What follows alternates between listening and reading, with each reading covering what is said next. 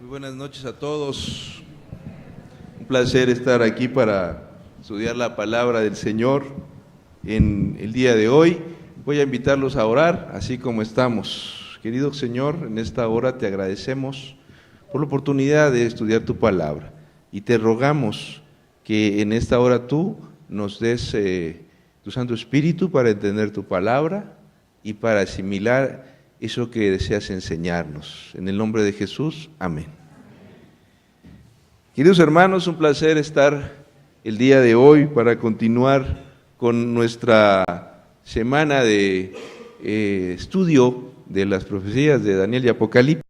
Vamos a estudiar el tema de hoy que se titula La historia resumida en una estatua. La historia resumida en una estatua. Y vamos a empezar hablando acerca de un personaje extraordinario. Uno de los personajes más capaces, inteligentes de la historia antigua, Nabucodonosor II. En la Biblia, el Nabucodonosor que se le aparece, en la historia que corresponde a Nabucodonosor II.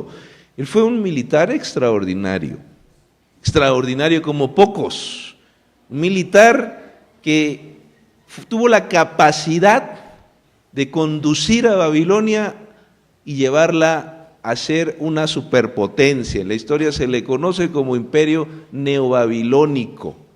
Y era un jovencito cuando su padre, Nabopolassar, se rebeló en contra del imperio asirio por ahí del 626 a.C., su padre murió por ahí del 612 y cuenta la historia que Nabucodonosor tuvo que hacer un recorrido en el 604, perdón, estoy confundido, en el 604 tuvo que recorrer desde Egipto a Babilonia en 11 días. Impresionante. Un líder brillante, pero también un personaje contradictorio.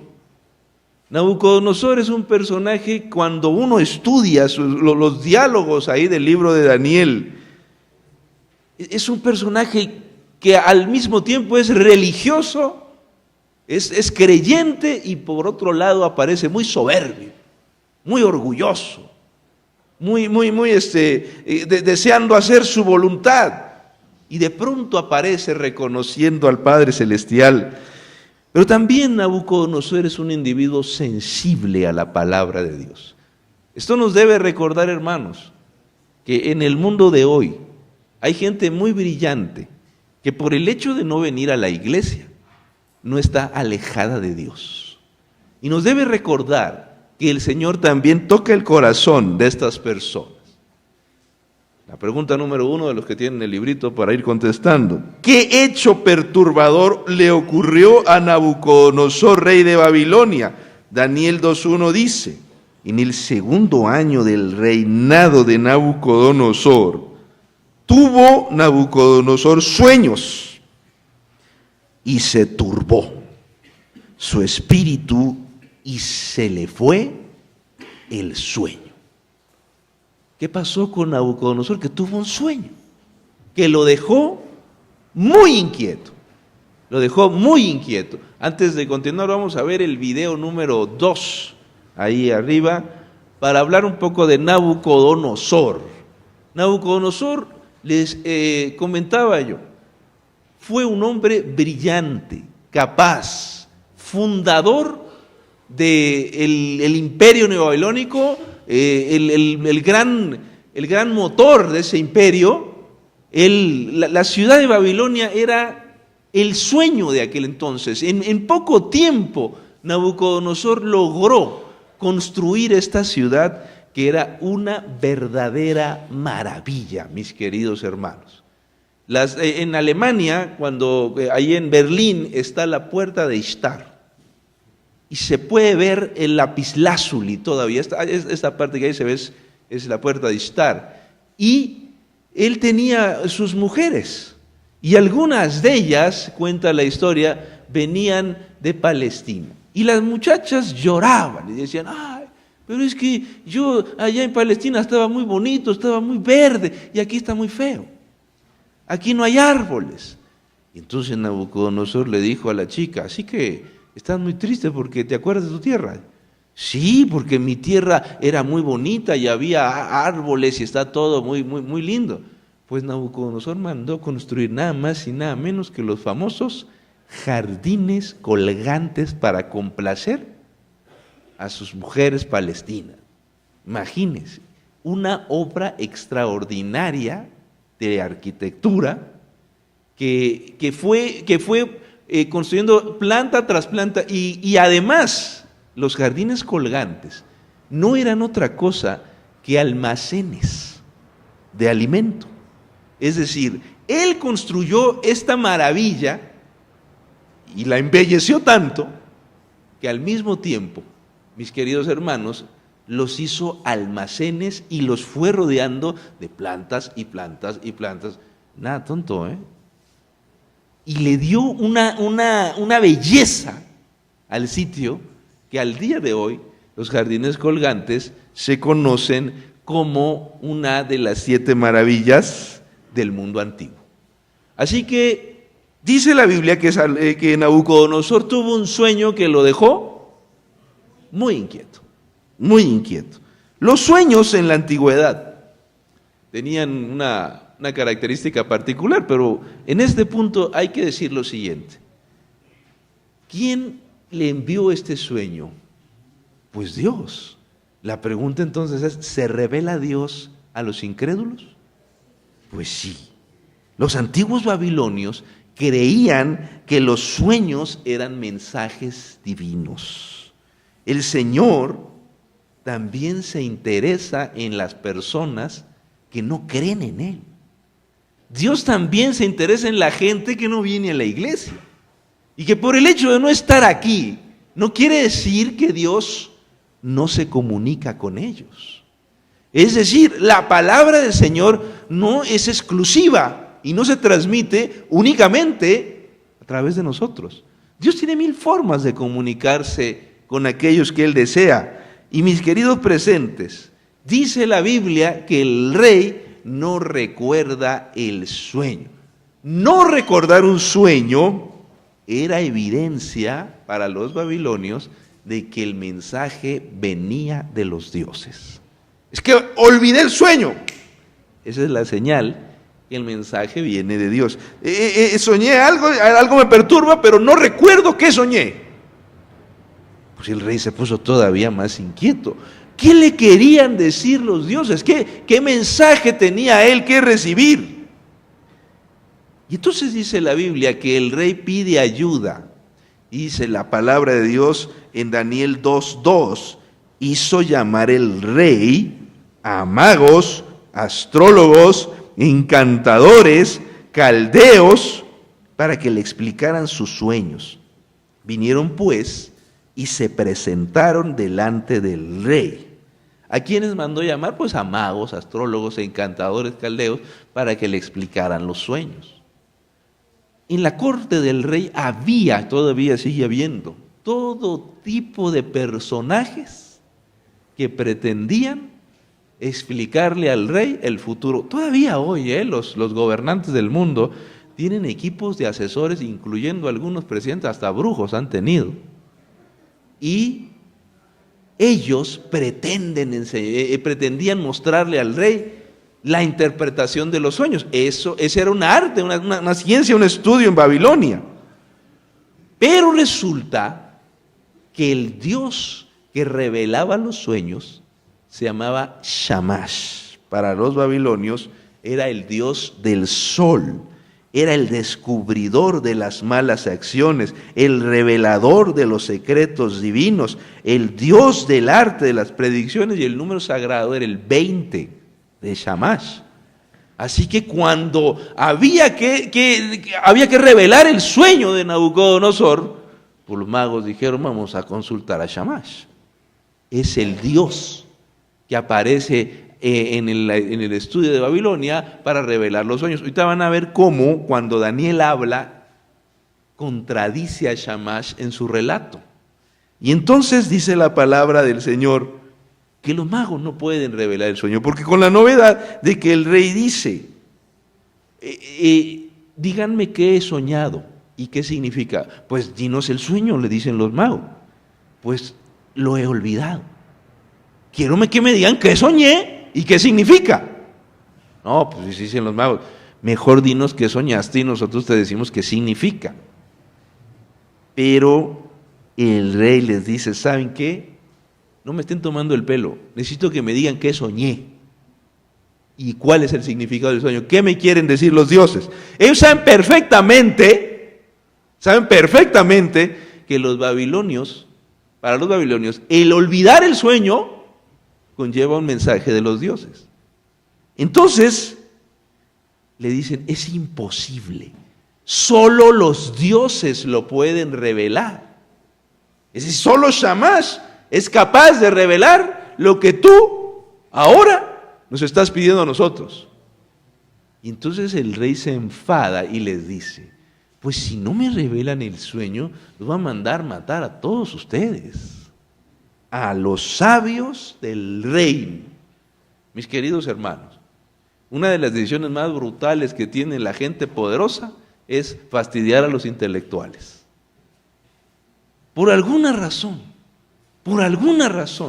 los artistas, los intelectuales y los pensadores son el objetivo o el centro del ataque de la gente que tiene poder. Porque los intelectuales crean opinión y crean criterio y a veces incomodan a la gente del poder. Pues lo mato a todos. Oye, ¿qué te pasa? ¿Seas salvaje? Pero Nabucodonosor, así son las decisiones de la gente poderosa. A veces dice, pues si no me dicen el sueño, los mando a matar a todos. Y por supuesto, entre esos sabios hay unos jóvenes hebreos que se llaman, ¿cómo se acuerda? Daniel, Misael, Azarías, así es. Que les cambiaron el nombre después, no me da tiempo de hablar de ese tema, pero ahí les cambian el nombre, les ponen nombres hebreos, nombres de Babilonia, le ponen a Daniel Belsasar, y a los otros le ponen Sadrach, Mesac, y a ver, todos esos nombres evocan dioses de Babilonia. Todos esos nombres evocan dioses de Babilonia. Así que, ¿qué hace Daniel? Imagínense, llega ahí los soldados de Babilonia y le dicen, bueno, pues te hemos venido a matar. ¿Cómo? ¿Pero por qué? Pues es que el rey, le cuentan la historia, ha tenido un sueño, los sabios no han podido revelarlo y él se ha enfadado y ha dicho que todos los sabios deben morir. Y en Daniel 2, 17 al 19 dice, luego se fue Daniel a su casa e hizo saber a Ananías, Misael y Azarías, sus compañeros, lo que sucedía para que pidieran misericordias al Dios del cielo sobre este misterio, a fin que Daniel y sus compañeros no perecieran con los otros sabios de Babilonia. Y aquí viene una declaración extraordinaria. El secreto le fue revelado a Daniel en visión de noche, por el cual bendijo Daniel a Dios, al Dios del cielo. Daniel oró al Señor con sus amigos para que el Señor le revelara el sueño. Hermanos, el secreto para descubrir la interpretación profética tiene mucho que ver de la oración. Aquí tiene más que ver con la dependencia de Dios que con nuestra capacidad de asimilar las Escrituras. Y ellos oraron a Dios y Dios les reveló el sueño de Nabucodonosor. Y entonces Daniel, cuando se presenta delante del rey, le dice claramente que el verdadero revelador de los misterios, ahí en Daniel 2, no es Shamash, sino el Dios del cielo. El Dios del cielo, en el capítulo 2, Daniel afirma que Dios es el único revelador de los sueños. En varias porciones de Daniel 2, él exalta y él insiste, tratando de decir, el verdadero revelador de los sueños no es Shamash, es el Dios del cielo. Shamash sufre una derrota tremenda y el profeta asegura además que toda la honra pertenece a nuestro Dios. Y entonces, miren el testimonio que da Daniel en esta parte, porque dice, Daniel 2, 20 al 22, sea bendito el nombre de Dios de siglos en siglos, porque suyos son el poder y la sabiduría. Él muda los tiempos y las edades, quita reyes y pone reyes, da la sabiduría a los sabios y la ciencia a los entendidos. Ahí está el golpe a Shamash. Y ahí viene otro. Él revela lo profundo y lo escondido, conoce lo que está en tinieblas y con él mora la luz. ¿Tú estás creyendo que el sol, que Shamash, que el revelador? ¡Nada! El único que revela las cosas es el Dios de Israel. Daniel dice, en resumen, que suyos son el poder y la sabiduría, que Él muda los tiempos y las edades, cambia las condiciones políticas de los pueblos, que Él pone y quita reyes, Él tiene capacidad para poner y quitar un gobernante, que Él da sabiduría a los sabios y ciencia a los entendidos, que Él pone la plataforma intelectual para que los pueblos se muevan a tal o cual lugar, y que Él revela lo profundo y lo escondido, conoce lo que está en tinieblas y con Él mora la luz. Todos estos elementos que estamos presentando, también los podría mencionar la CIA o el FBI en algún momento, porque son los mismos elementos que sirven para derrocar un gobierno. Pero Dios es el que está detrás de la historia, mis queridos hermanos. Porque si leemos estas líneas una por una, podemos parafrasear diciendo que el Señor es el que se mueve detrás de los grandes autores de este mundo, que es el que está detrás de los movimientos políticos, que es el que en realidad siembra las ideas que van a sacudir y reformar al planeta, y que por supuesto revela lo que Él quiere a quienes Él desea. Porque la palabra de Dios nos recuerda que este mundo está en las manos del Señor, que Él es el verdadero soberano de este planeta. Y entonces Daniel le revela al rey el sueño, se pone delante de él y le dice a Nabucodonosor el sueño. Y entonces le dice, mira, tu sueño consistió en lo siguiente: tú, rey, veías en tu sueño una gran imagen. Esta imagen era muy grande y su gloria muy sublime. Estaba en pie delante de ti, su aspecto era terrible. La cabeza de esta imagen era de oro fino, su pecho, sus brazos de plata, el vientre, los muslos de bronce, sus piernas de hierro, sus pies parte de hierro y en parte barro cocido.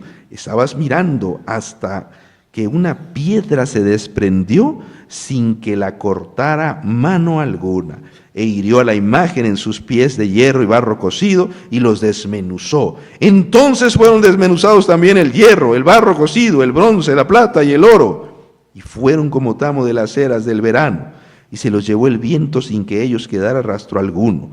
Pero la piedra que hirió a la imagen, la piedra que hirió a la imagen se hizo un gran monte que llenó toda la tierra. Y entonces le dice Daniel, tú, rey, eres rey de reyes, porque el Dios del cielo te ha dado reino, poder, fuerza, majestad.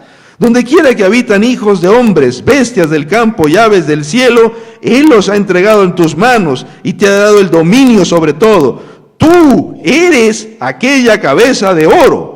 Después de ti se levantará otro reino inferior al tuyo, y luego un tercer reino de bronce, el cual dominará sobre toda la tierra. Y el cuarto reino será fuerte como el hierro, y como el hierro desmenuza y rompe todas las cosas, así Él lo desmenuzará y lo quebrantará todo. Dice la palabra de Dios que Daniel le dijo, tú soñaste una gran estatua, y esa estatua, la cabeza era, ¿qué cosa? De oro. El pecho era de plata. El vientre era de bronce. Las piernas eran de hierro. Así que, y los pies eran parte hierro y parte barro. Una enorme estatua. Ellos, los babilonios, acostumbraban construir las estatuas, no era nada nuevo. Pero esta estatua tenía algo muy especial. Era de varios metales. Vamos a ver el video número 1, querido hermano, para ver qué fue lo que vio Daniel. Dice que soñó Nabucodonosor. Dice la Biblia que Nabucodonosor sueña una estatua muy grande, y esa estatua, pues estamos diciendo que era enorme, y en su sueño dice que la cabeza era de oro, el pecho era de plata, el vientre era de bronce, las piernas eran de hierro y los pies eran parte barro y parte hierro. Estaba mirando y de pronto una roca cayó sobre la estatua, sobre los pies, y la desmenuzó. Y de la estatua, de los escombros, se hizo una enorme montaña. Una enorme montaña. Así que, mis queridos hermanos, una roca destruye la estatua, cae y dice, no por mano humana, cae la roca, y la estatua se convierte en un gran monte. ¿Y eso qué quiere decir? ¿Eso qué quiere decir? Y entonces Daniel va a proceder a darle la interpretación. Él le va a decir al rey, mira, rey, tú eres esa cabeza de oro. Por lo tanto, la cabeza, la estatua corresponde a una serie de periodos históricos que iban a venir sobre este mundo. Y el primer periodo estaba representado por el imperio neobabilónico, que tuvo hegemonía del 605 al 539, la cabeza de oro. El oro era muy utilizado por los babilonios, y como el oro es el primero entre los metales, este reino sería extraordinario. Este reino sería esplendoroso. Mis queridos hermanos, Nabucodonosor en realidad se adueñó del mundo antiguo. Aquí tenemos Babilonia, y él extendió su dominio por toda esta parte. Incluso llegó hasta Jerusalén y hasta Egipto, a esas partes de Egipto. En muy poco tiempo se adueñó de toda esta región y, por supuesto, de todas estas partes también. Un poquito más impresionante. El imperio neobabilónico creció de una forma extraordinaria. Al caer a Siria, que estaba al norte de Babilonia, 612, Babilonia heredó toda Mesopotamia, Siria y Palestina. Nabucodonosor II gobernó 40 años y reconstruyó y amplió el palacio, edificó los famosos jardines colgantes que ya hemos hablado, y añadió una ciudad nueva en la ribera occidental del río y la interconectó con un puente permanente. Rodeó la ciudad con una muralla doble, y por fuera y a lo largo de ella con un foso lleno de agua como protección. Dice Heródoto que la muralla medía 25 metros. En realidad era una muralla doble de ancho, 25 metros de ancho y 100 de alto. Imagínense. Era doble porque por el medio pasaba un foso. Pasaba el río Éufrates y ellos arriba unían las dos murallas, dicen los historiadores, que andaban en carros. Vamos a ver el video 3, por favor, para ver el esplendor de Babilonia. Ahí tenemos el esplendor de Babilonia. Vamos a esperar. Babilonia, decíamos, creció. Al norte estaba Nínive, Asiria, y fue derrotando, se fue adueñando de toda esa sección, fue sometiendo a sus enemigos, llegó hasta Jerusalén, llegó hasta Egipto incluso, sometió a los egipcios, y una de las costumbres que tenían tanto los babilonios como los asirios era la famosa deportación. Ellos se llevaban a los pueblos a otros lugares y los llevaban a vivir a varias poblaciones de Babilonia para que no crecieran. Él construyó la famosa muralla de Babilonia, que era una cosa brillante, extraordinaria. Vivir en Babilonia era el sueño del mundo, de los ciudadanos del mundo antiguo. Conseguir la visa para entrar a Babilonia era difícil, Era difícil. Vayan haciendo la semejanza que hace la Biblia. Cuando leamos la semana que entra el tema de la Babilonia mística en Apocalipsis, vamos a ir entendiendo por qué Apocalipsis dice que en el tiempo del fin habría una especie de Babilonia mística. Así que, mis queridos presentes, el pecho de plata representaba al siguiente poder que iba a suceder a Babilonia. ¿Y quién fue ese poder? Pues nada más y nada menos que Medo-Persia, el imperio Medo-Persa del 539 al 331.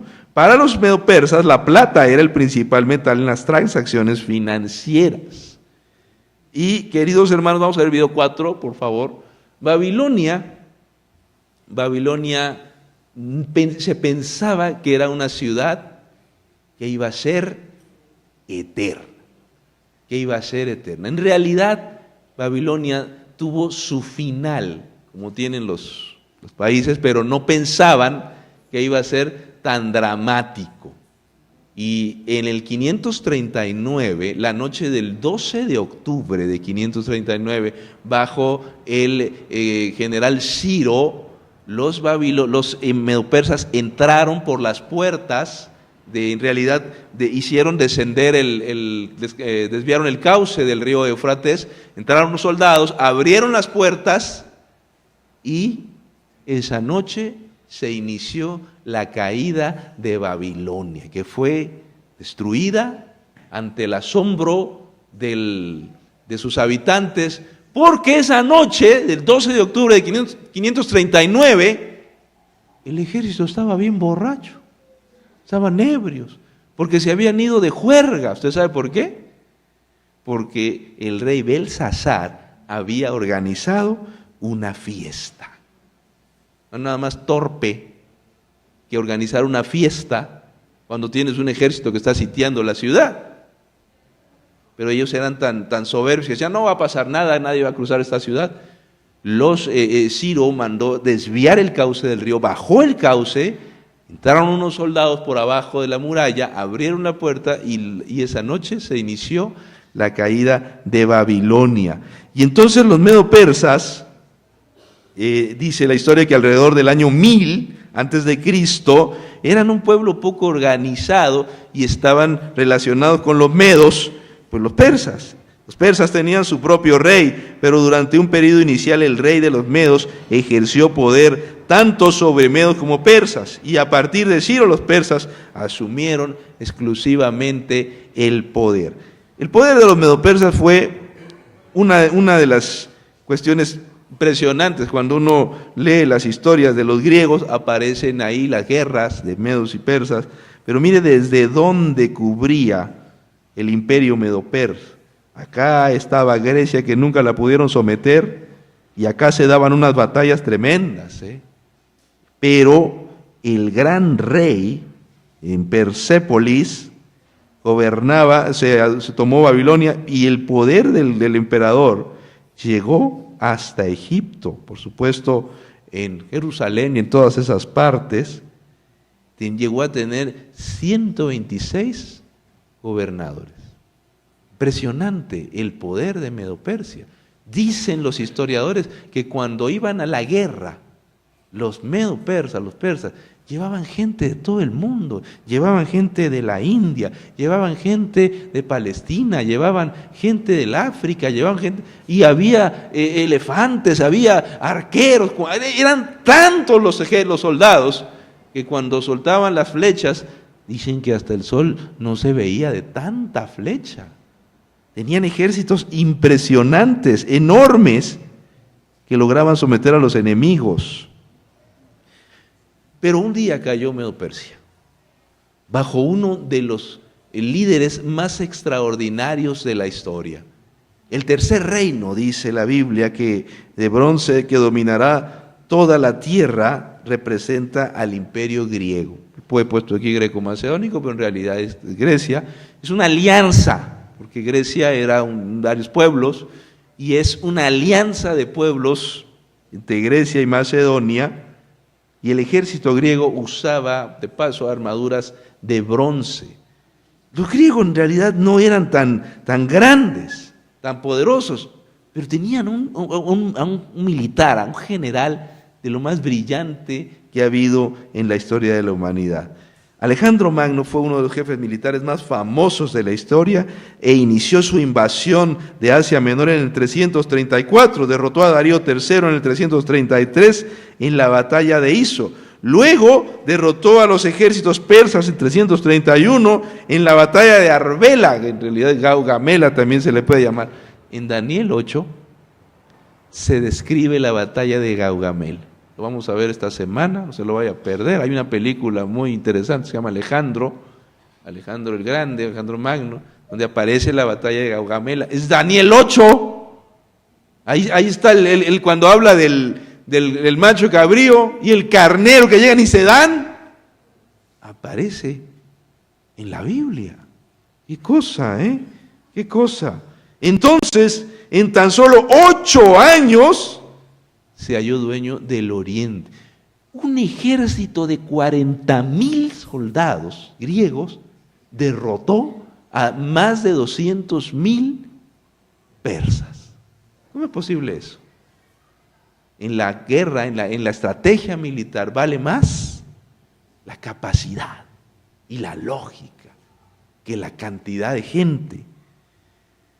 Alejandro realizó una expedición al corazón de Asia y al regresar de Babilonia murió allí en el 323. El imperio se dividió entre 4 generales, que se le llama en la historia los diádocos a esta parte. Hay unos libritos ahí que venden en la librería de la editorial Siglo XXI, unos rojitos que son como 35, 36, Historia Universal del Siglo XXI. Hay un tomo donde viene todo esto que estoy diciendo. No recuerdo si es el tomo 4 o 5, pero yo en el despacho tengo el tomo, tengo toda la colección, pero ahí viene exactamente lo que yo estoy diciendo. De hecho, yo de ahí he tomado esto, pero merece la pena que usted adquiera ese libro. No es un libro religioso, pero vienen todos los datos históricos de estos imperios. El imperio de los griegos, de Grecia, Alejandro fue tan brillante que fue avanzando de esta manera, derrotando primero en Isos a los persas y después en Gaugamela. Esta es la batalla de Gaugamela, que es la más, ahí se marcó el final de ellos. Llegó hasta Babilonia, primero pasó por esta parte, por Palestina, y ahí incluso dicen los historiadores que los judíos le dijeron que en la Biblia hablaba de él, en Daniel hablaba de él. Le mostraron el libro de Daniel. Y él siguió avanzando hasta Babilonia. Y dice la historia que llegó hasta la India, hasta acá quería llegar. Y ya los soldados dijeron, oye, ya vámonos. Ya tenemos muchos años aquí, ya queremos ver a nuestros niños, nuestras mujeres. ¿Quién sabe si estarán solas todavía? Así que mejor, ya vámonos. No había celular y no había internet, y ahí van de regreso.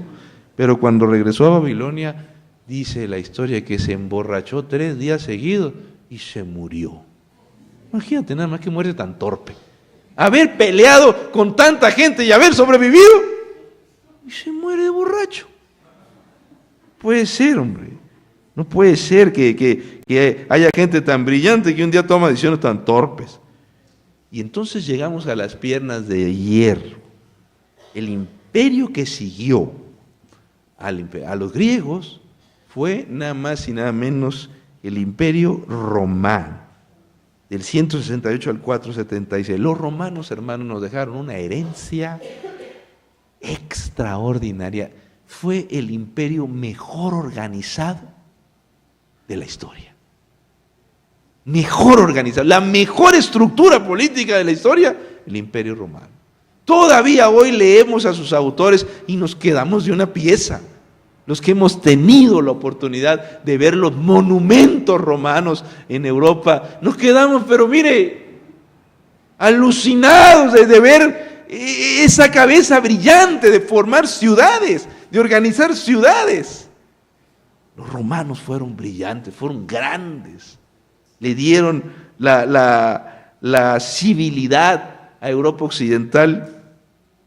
Y ellos llegaron al poder gracias a las guerras púnicas, es decir, las guerras con Cartago, al norte de África. Y la destrucción de Cartago en el 146 eliminó uno de los mayores rivales de Roma. En el norte de África estaban los cartagineses, fueron los que fundaron Barcelona. Llegaron los romanos, los echaron, los vencieron y se adueñaron de la península ibérica y después de lo que hoy es Francia. Las guerras macedónicas abarcaron el periodo de 215-168 y resultaron en la subyugación no solo de Macedonia, sino también de parte del Asia Menor. Julio César hizo conquistas extensas en Galia, Alemania, cruzó el Canal de la Mancha, las Islas Británicas. Ellos fueron los que le pusieron el nombre a los territorios: la Hispania, la Galia, la Britania, la Alemania, la Italia. A todas esas zonas fueron llegando. Hoy cuando uno recorre Europa se va viendo la huella romana por todas esas partes. Una belleza de una organización única como el mundo nunca ha vuelto a ver.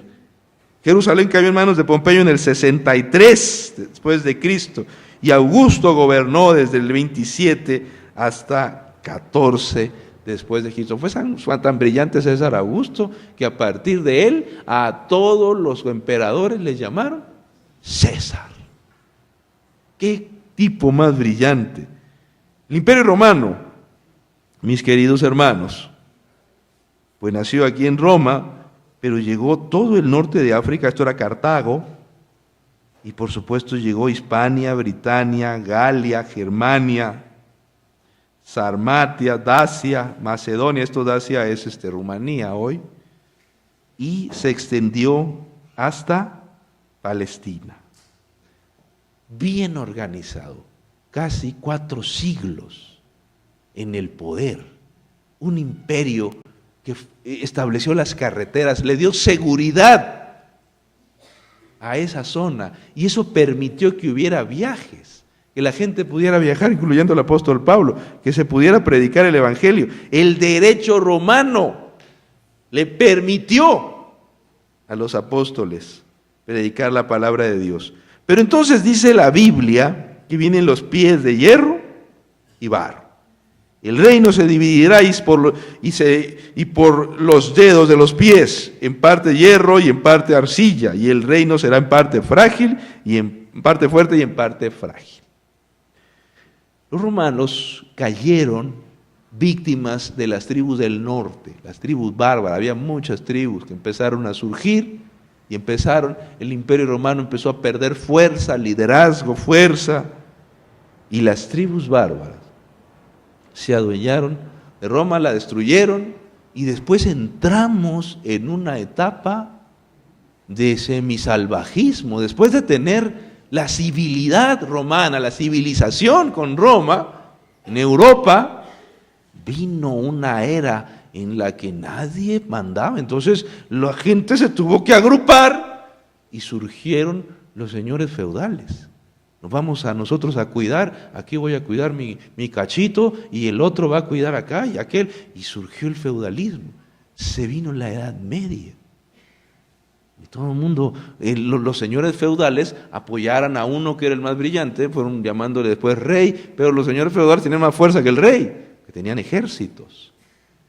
Y después, con el establecimiento del Estado ya de los reyes, cuando los reyes tuvieron ya más poder y sometieron a los señores feudales, entonces vino la era de los grandes reinos. Eso dio lugar a los países del mundo. Pero la Biblia decía que en este mundo habría países de hierro y países de barro. Países ricos y países pobres. Hasta la venida de Jesús. Habría países muy fuertes, hierro, y habría países más pobres, de barro, que cualquier gritito ya se están desmenuzando. Entonces, el mundo nunca volvería a tener un imperio como los antiguos. Hasta la venida de Jesús, el mundo estaría dividido en países poderosos y en países vulnerables. Las tribus bárbaras que derrotaron a Roma, en realidad estas son algunas de esas tribus que fueron la base posteriormente de los países de Europa. En España estaban los visigodos y los suevos, en lo que hoy es ¿cómo se llama? Vigo y esos lugares, ya se me olvidó cómo se llama esta zona, La Coruña, esas partes. Los anglosajones pues estaban en lo que hoy es Inglaterra, los francos en una parte de Bélgica y los Países Bajos, los burgundios, una parte de Francia, alamanis en una parte de lo que hoy es Alemania, los lombardos, los ostrogodos, los érulos en Italia, y el norte de África estaban lo que se llamaban los vándalos. Esas tribus, sobre todo las del norte, empezaron a ahogar al Imperio Romano y acabaron con él. Y entonces, hermanos, surge el mundo occidental. Las tribus bárbaras fueron la base de los países de Europa. Después vino el feudalismo, la Edad Media, y empezaron a surgir, con las ciudades surgieron las universidades. Y surgieron el clero, que tuvo una tremenda influencia. Después de eso, después del medievo, después del oscurantismo, vienen las universidades y vienen a cambiar la sociedad. Y aparece entonces el paso a la Edad Moderna. Yo tengo un pequeño librito que se llama Los orígenes de la Reforma Protestante, se los recomiendo mucho, pero hay un libro extraordinario, muy bueno, chiquito, ahí en el Fondo de Cultura Económica, que se llama, ya se me olvidó, qué caramba. Es de Juan Villoro. Ahí búsquenlo en San Google. Juan Villoro, o Luis Villoro, no, Luis Villoro es el papá, Juan es el hijo, ¿no? Luis Villoro, sobre el Renacimiento. ¡Qué bárbaro! ¡Qué buen libro! Pequeñito, pero ¿cómo aprende uno? Es un pequeñito libro, casi lo regalan ahí en el Fondo de Cultura Económica, pero es muy bueno porque te explica cómo cambió el mundo. Y cómo se dieron las condiciones para el desarrollo de la ciencia, la tecnología. Viene la era de la secularización, estamos hablando del siglo XVI, los descubrimientos de América, aparecen la Reforma Protestante, y con todo eso, posteriormente, vienen intentos de unificar al mundo en un imperio poderoso. Uno de ellos fue Napoleón Bonaparte, hace muy poco tiempo, siglo XIX, finales del XIX todavía, no, antes no, perdón, estoy desfasado con Napoleón. Sí, principios del XIX. Y, queridos hermanos, Adolfo Hitler, que fue el último ahí de los poderosos en Alemania, con sus ideas radicales, pero nunca se levantó un imperio como el de antaño, sino un imperio poderoso que reuniera tanta fuerza. En cambio, la Biblia dice que el mundo estaría dividido en países poderosos y en países débiles. La característica fundamental de este mundo es la desunión y la falta de armonía, es una de las principales características de este mundo. Nunca se va a volver a unir. Así que para nosotros ver la tele y ver que se pelean y no se ponen de acuerdo, pues es algo normal. Es algo normal. no se van a volver a unir, dice la palabra de Dios. Ha habido intentos, ha habido intentos. Hoy mismo la Unión Europea, que es un intento de unificar una región del mundo, pues está pendiendo de un hilo con los ingleses que ya se quieren salir. Y están ahí metidos en ese lío. Pero aún así, los intentos, dice la palabra de Dios, no prosperarán. Así que, queridos hermanos, la estatua de Daniel es la historia del mundo resumida, diciéndonos que en este mundo habría una etapa del imperio babilónico, representado por la cabeza de oro, el pecho de plata, Medo-Persia, el vientre de bronce, Grecia, las piernas de hierro, Roma. Cada uno de estos imperios ha marcado la vida de la sociedad occidental y de este mundo. Y las piernas de hierro, los países del mundo. En este punto es importante decir lo siguiente. ¿Hubo un imperio babilónico? Sí lo hubo. ¿Hubo un imperio medo-persa? Pues claro que lo hubo. ¿Hubo un imperio griego? Pues claro, y romano también. ¿Existen países del mundo divididos, países pobres y ricos? Sí los hay. Entonces, ¿qué sigue? ¿Qué viene? ¿Qué representa la piedra que destruye la estatua del sueño de Nabucodonosor? Y dice 1 Corintios 10:4, todos bebieron la misma bebida espiritual, porque bebían de la roca espiritual que los seguía. Y esa roca, ¿era quién? Cristo. La piedra que destruye a la estatua del sueño de Nabucodonosor es nada más y nada menos que Jesús. Y específicamente se refiere a la segunda venida de Jesús. ¿Qué reino es el que viene?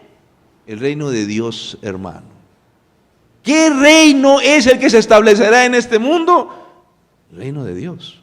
¿Existió un imperio babilónico? Sí. ¿Existió un imperio medo-persa? Sí. ¿Existió un imperio griego? Sí. El imperio romano también.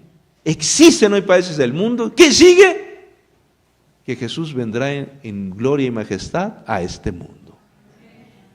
Que Jesús establecerá su reino en este mundo. Y que nosotros debemos entender que el verdadero soberano de este planeta es nuestro Dios. Jesús volverá pronto. Dice la Biblia que todo ojo le verá, que será como un relámpago visto por todos. Regresará de manera personal, en la misma forma que vino. Y vendrá con voz de mando y con trompeta de Dios. El Señor vendrá en las nubes de los cielos. Daniel le dijo al rey, le mostró la historia de este planeta. Nosotros tenemos hoy el panorama claro de lo que ha pasado y de lo que está pasando en este mundo. Y Él establecerá su reino en este mundo. Mis queridos presentes, ¿qué elementos distinguen a la roca? Esto es bien interesante. Estabas mirando hasta que una piedra que se desprendió sin que la cortara mano alguna e hirió la imagen de sus pies de hierro y barro cocido y los desmenuzó. Hay tres elementos muy importantes. Primero, el material de fabricación. No es de manufactura humana. No es de metal. No es de metal. Si fuera metal, pues entonces lo hubieran hecho seres humanos. Pero dice la Biblia, el material de la roca no está hecho por manos humanas. Segundo, el origen tampoco fue cortado por manos humanas. Y en tercer lugar, su naturaleza. ¿Para qué sirve esa roca? Para establecer el reino de Dios. Por lo tanto, esa roca tiene una función particular. Y una vez destruida, ¿en qué se convierte la estatua?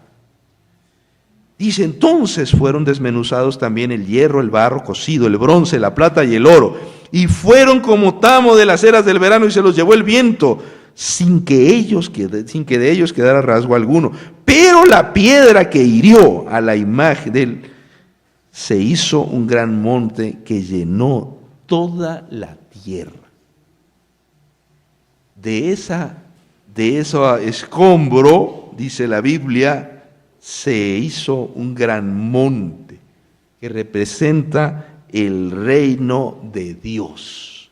Curiosamente, hermanos, los babilonios creían que el mundo era una gran montaña y que en la parte más alta estaba la morada de Dios. Entonces, cuando Daniel le dice, se formó un gran monte, ellos entendieron que se establecería un nuevo reino. El mensaje de Daniel era comprensible para la mente babilónica, la mente caldea. Es comprensible para nosotros en este tiempo. ¿Dónde estamos? ¿A dónde vamos? La palabra de Dios nos marca claramente la ruta y nos recuerda que este mundo tiene una historia trazada y que el Señor establecerá su reino en este mundo. Cuando nos dicen ahí, no, mira que este mundo va a ser destruido, que vamos a hacer vida en Marte, que vamos a hacer vida acá, que vamos a hacer vida allá. La gente puede decir lo que quiera, pero la palabra de Dios dice que el Señor establecerá su reino en este mundo y que Él será el soberano y que Él sí establecerá un reino poderoso en este planeta y vendrá en gloria y majestad. Antes, los religiosos éramos de los que hablábamos de que este mundo no le quedaba mucho, pero hoy son los ambientalistas. Hoy los ambientalistas están sumamente preocupados por el futuro del planeta. Mis hermanos, yo creo que es tiempo de que nosotros reflexionemos en dónde estamos y recordemos siempre en nuestra vida, en nuestros planes y en nuestros proyectos, considerar la venida de Jesús. Siempre, en nuestros proyectos. Y vivir, hacer planes como si el Señor fuera a tardar en llegar. Pero estar preparados como si Jesús fuera a venir esta misma noche. Haz tus planes. Vive tu vida y organízate, porque Dios quiere que trabajes y vivas, pero quiere que te prepares para este evento extraordinario. Día de mañana estudiaremos otra de las grandes profecías que tiene que ver con esta, pero que aún amplía más el panorama que tiene que ver con el futuro del mundo revelado. Mañana hablaremos acerca de las 4 bestias del profeta Daniel. Que Dios los bendiga esta noche y los esperamos mañana.